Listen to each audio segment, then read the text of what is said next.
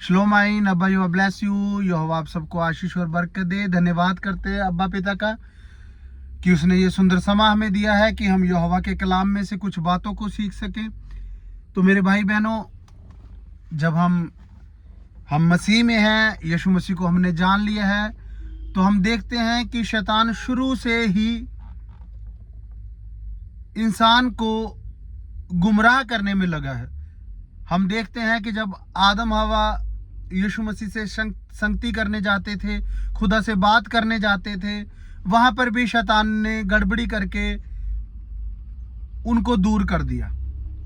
आज भी जब हम मसीह में हैं, हम यीशु मसीह को जानते हैं, हम बोलते हैं कि हम विश्वासी हैं, लेकिन कई बार शैतान हमारे जीवन में ऐसे कार्य करता है कि वो हमेशा हमें दूर करना चाहता है कलाम से, दुआ से, संगति से।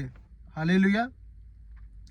क्यों? क्योंकि जो हमारा आत्मा है, हम मसीह में होकर भी कई बार हमारे कंट्रोल में नहीं होता। हालेलुया। जब हमारा आत्मा हमारे कंट्रोल में रहेगा तो शैतान कभी भी हमें हरा नहीं सकेगा। हालेलुया। हम देखेंगे जब हम यहोवा के कलाम में से नीति वचन 25 उसका 28 पढ़ते हैं, जिसका आत्मा वश में नहीं वह ऐसे नगर के समान है जिसकी शहरपनाह घेराव करके तोड़ दी गई हो। हालेलुया। यहाँ कलाम में लिखा है कि आत्मा जिसकी वश में नहीं है वो ऐसे नगर के, ऐसी जगह के समान है जिसकी जो घेराव है वो तोड़ दिया गया है। हालेलुया। ऐसे ही शैतान चाहता है कि आप मसीह के पास ना जाएं, आप उनकी बातें ना सीख सके। हालेलुया। अपने आप को कंट्रोल करना है। आज हमें शैतान ने अपने कंट्रोल में कर लिया है। अगर बंदे के माइंड में कई बार आता है कि मैं दुआ कर लेता हूँ, बच्चों को बोलता है दुआ कर लेता हूँ, वाइफ को बंदे ने बोला दुआ कर लेता हूँ, वो कहती है बस 2 मिनट में खाना बना लूँ, सब्जी बना के करते हैं। अगर बच्चा मोबाइल में रखा है, जब बाप रील्स देख रहा है, वो रील्स देखते देखते 2-2 3-3 घंटे हो जाते हैं, टीवी देखते देखते, न्यूज देखते, और हम वचन नहीं पढ़ते, दुआ नहीं करते, भूल जाते हैं। पढ़ते हैं लेकिन अपनी मर्जी से। क्यों? क्योंकि हमारा आत्मा हमारे कंट्रोल में नहीं है। हम शैतान के गुलाम बन जाते हैं। लेकिन अगर आप मसीह में हैं, प्रभु यीशु मसीह को जानते हैं, तो हमें यीशु मसीह के गुलाम बनना है। हमने सच्चाई को जान लिया है तो हमें यीशु मसीह के गुलाम बनना है। फिर हमारा जो आत्मा है हमारे कंट्रोल में रहेगा। अगर हम संसारिक लोगों में बैठेंगे, उनसे बातें करेंगे, कई बार भाई बहन ऐसे होते हैं जो लोगों में बैठते हैं, ऐसे बातें करते करते, पुरानी बातें या गप्पे मारते मारते पता नहीं लगता कितना टाइम हो जाता है। और बाइबल पढ़ने के लिए, दुआ करने के लिए हमारे पास टाइम ही नहीं होता। हालेलुया। कल वैसे ही हमारे ऑफिस में बैठे हुए थे लड़के, तो एक कह रहा कि हमारा, हाँ यार, हम तो बंदर से बने हैं। मुझे इतना, मतलब हम जानते हैं यीशु मसीह को, इतना मुझे हंसी आई। मैं कहा भाई तू बंदर से बना होगा, हमें तो परमेश्वर ने अपने रूप पे बनाया है। ऐसे संसार में लोग हैं कि पता ही नहीं है, उन्होंने परमेश्वर जो सर्वशक्तिमान है उसको जानवरों में तब्दील कर दिया। कोई कह रहा बंदर में है, कोई कह रहा है शेर में है, पता नहीं क्या क्या लोग बोल रहे हैं। अगर हम मसीह में आ गए हैं तो हमें संसार से अलग होना है, हमें अपने आप पे कंट्रोल करना है। नहीं तो ये जो घराव लिखा है ना कि जिसकी शहरपनाह घराव करके तोड़ दी गई है, हमें बाड़े में रहना है। अगर हमारा जो शहरपनाह है वो टूट जाएगी तो हमें चोरी का डर होगा। चोरी कौन करता है? शैतान करता है हमारे जीवन में। अगर हम थोड़ी सी जगह दिल में दे देंगे तो शैतान हमारे जो थोड़े बहुत वचन हम जानते हैं वो भी चुरा के ले जाएगा। हालेलुया। उसको तो इतनी सी जगह ही बहुत है अंदर जाने के लिए। अगर मैंने केक तैयार किया है, मैं बोलूं कि बहुत टेस्टी है, खा लो खा लो, बस मैंने थोड़ा सा इसमें जहर मिलाया है, तो आप क्या खा लेंगे? थोड़ा सा जहर ही बंदे को बीमार कर सकता है, मार सकता है। इतने बड़े केक में इतना सा। ऐसे ही अगर हमने थोड़ी सी जगह हमारे जीवन में शैतान को दे दी तो वो हमारे पूरे जीवन को बर्बाद कर देगा। हालेलुया। जब यूहन्ना 10 उसका 10 पढ़ते हैं, वहां लिखा है, शैतान आता है हमारी शांति और आत्मिक जीवन चोरी करने आता है। हालेलुया। यूहन्ना 10 और 10 में लिखा है कि शैतान आता है हमारी शांति और हमारे आत्मिक जीवन की चोरी करने आता है।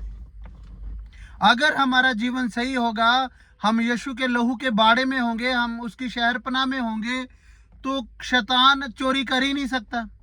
अगर हम मौका देंगे, अगर हमारा जो बाड़ा है वो टूटा हुआ है, उसकी दीवार टूटी हुई है, तो शैतान आएगा, हमारे आत्मिक जीवन को खराब करेगा। फिर क्या होगा? कभी लड़ाई होगी घर में, कभी कोई कर्जे में फंस जाएगा, कोई बीमारी में फंस जाएगा। हालेलुया। लेकिन मेरे भाई बहनों, हमें अपना आत्मा यीशु के हाथ में देना है, हमें यीशु के गुलाम बनना है। हालेलुया। धन्यवाद करते हैं। अब हम पढ़ेंगे नीति वचन 16 उसका 32। जब हम पढ़ते हैं, और अपना मन को वश में रखना, वश में रखना उस नगर को जीत लेने से उत्तम है। हालेलुया।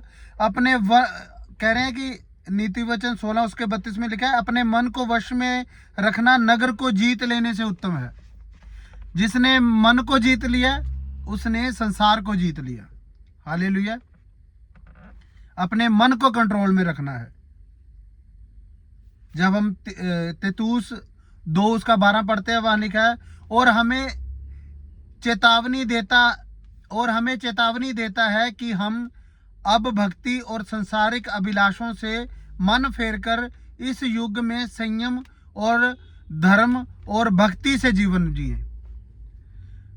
सहनशीलता से, संयम से धार्मिक जीवन को जीना है। हालेलुया। फिर हम कह सकते हैं कि हम यीशु मसीह में हैं।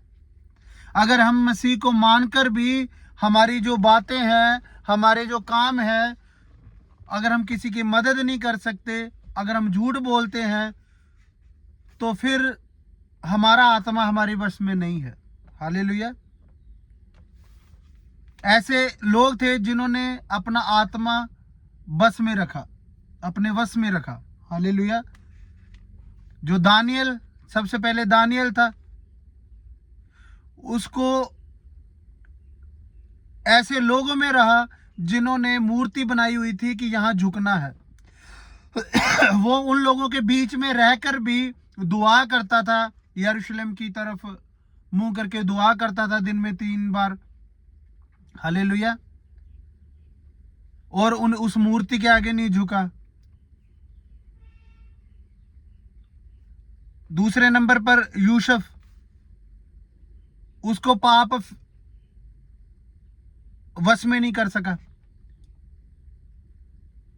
राजे की बीवी ने पूरा जोर लगाया कि मेरे साथ गलत रिलेशन बनाइए, लेकिन उसने अपना आत्मा वश में रखा। हालेलुया। जो यहोवा का भय मानते हैं, यीशु मसीह को जानते हैं, वो अपने आत्मा को वश में रख सकते हैं। हालेलुया। क्योंकि यहोवा हर टाइम अपने कलाम के द्वारा उन्हें संभालता है, उन्हें शांति देता है। हालेलुया।